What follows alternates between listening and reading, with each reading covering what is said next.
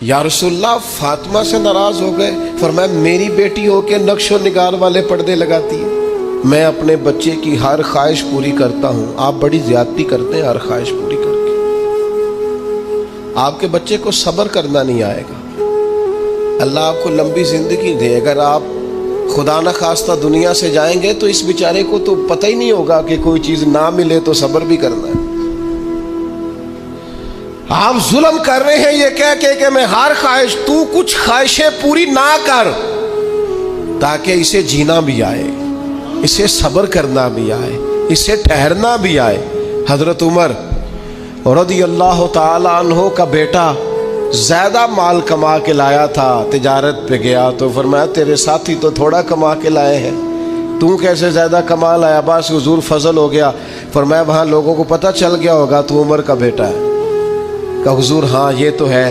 فرمایا جتنا نفع باقی لوگوں کو ہوا اتنا رکھ لے، اور باقی چونکہ تو نے باپ کا نام استعمال کیا ہے وہ مجھے دے، وہ میں مال غنیمت میں جمع کرتا ہوں، وہ تو نے باپ کے نام سے کمایا ہے، لہذا یہ احتساب گھر سے جب تک وہ کائنات کی سب سے شانوں والی خاتون، سب سے عزتوں والی بیٹی، کائنات کی ہر بیٹی اس بیٹی کے قدموں پہ قربان کر دوں جس کا نام سیدہ فاطمہ الزہرا ہے رضی اللہ تعالیٰ۔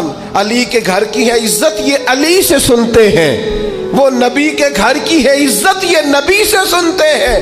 وہ جس نے معزز کیا گھرانے کو، حسین پال کے جس نے دیا زمانے کو۔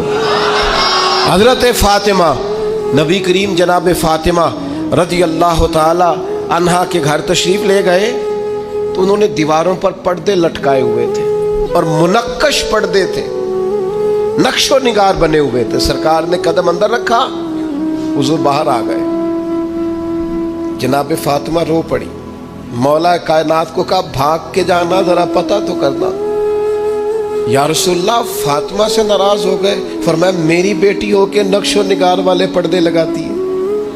فرمایا میرا اور اس دنیا داری کا کیا جوڑ؟ سیدات تیرے ہر ادا پہ مائیں قربان ہو جائیں۔